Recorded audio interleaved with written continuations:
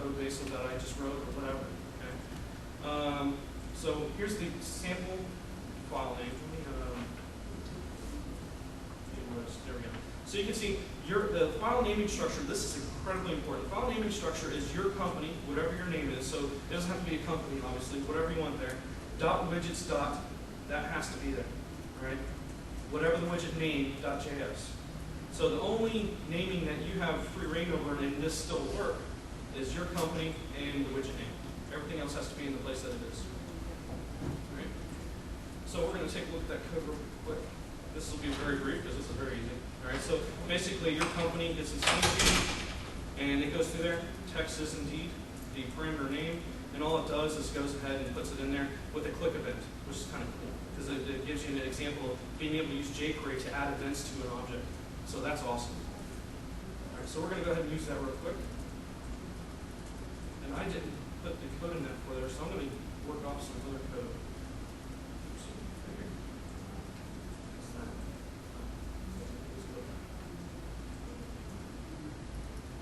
So this is really kind of redundant for a text module, but we're going to do this anyway. So this object ID can be your company widget. So the code base is still .NET client. I mean the code type. The code base here though is your company .widgets .widget name. So this was, what was it? Sample widget. Sorry. That's what happens when I don't have the code. Oops. So I left the JS out. Alright. So basically it takes kind of a namespace file name. Alright. And we're going to take care of all these things.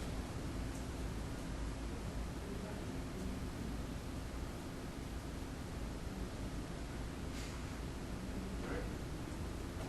Is that simple? They're going to have great there. Thank you. You gotta change the name of the tag. Thank you. Well, see, that would have been great troubleshooting, and I totally meant to do that. All right, thank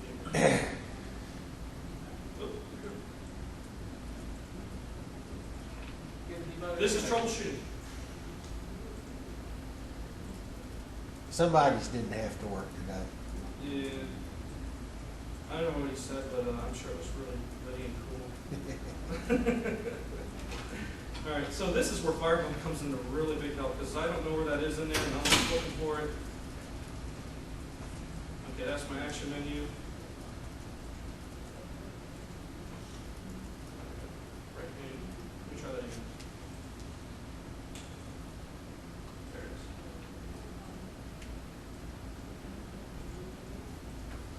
Here's my object tag, your company, and for some reason it did not render at all. Your company, .widgets.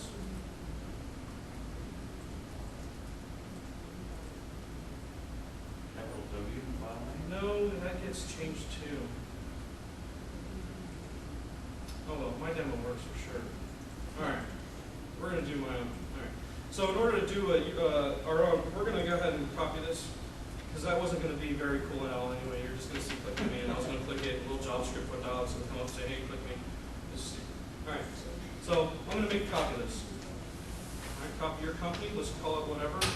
I'm going to call it ODA. Because ODA's cool.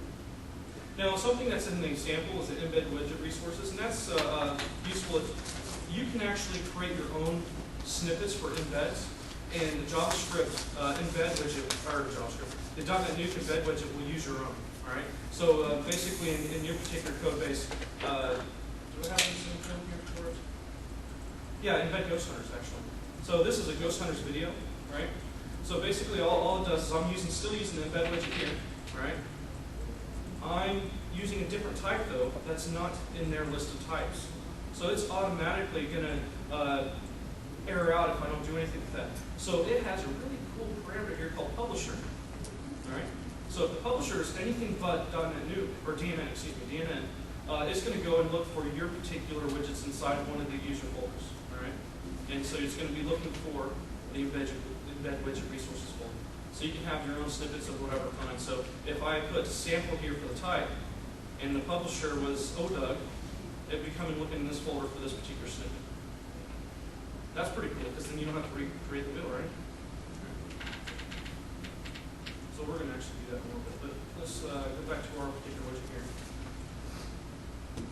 Excuse me. So I'm going to go ahead and delete that one. I'm going to open up the manifest file. We'll take a look at manifest real quick.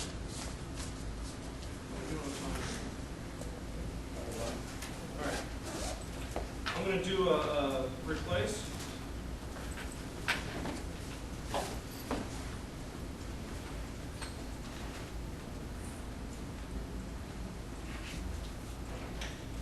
So replace ODUG everywhere. Now, if you're familiar with manifest files, you can see we got a new component type in here for widget files, and then file names and everything. Okay. Now, I did all this before, so because we're running low on time, I'm going to show you my particular install. We got it right here. So I call mine South Florida Code Camp. So we're going to open up that particular archive. Right. So it has a sample folder in there. Actually, this.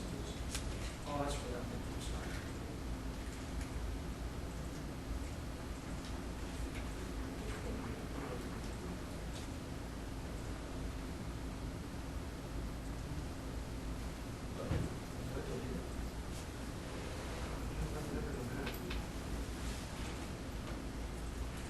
Oh, I have it in a different install.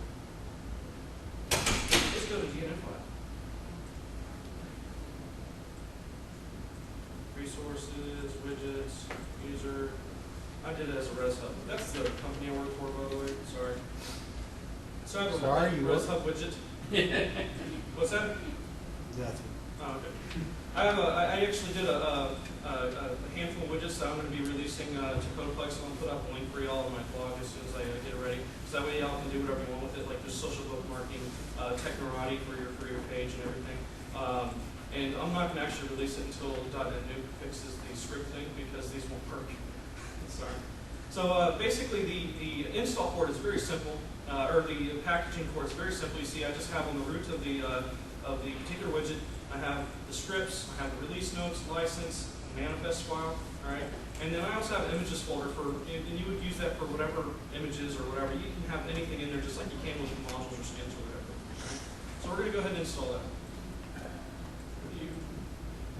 Yes, we're logged on as host. So I'm going to go ahead into our extensions. You remember?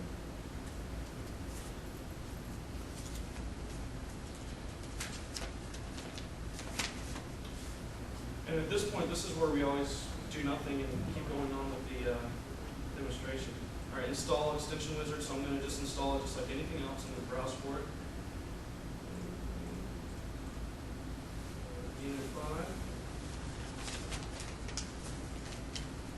Widgets, user, here's that widget. Okay, so then click next. Anybody not going through the extension before, the installer extensions? Extension installer, dyslexia?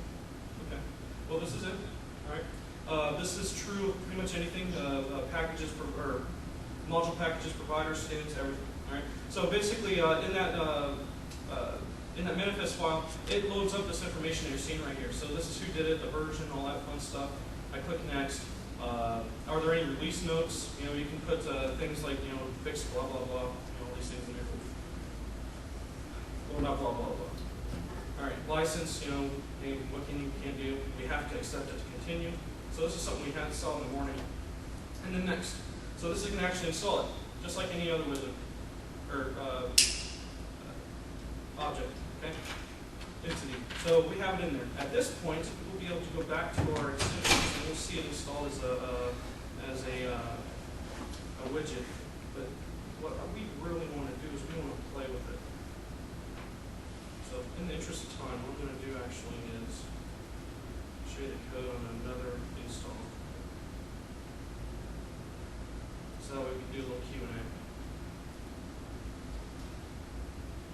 This will take just a moment to check.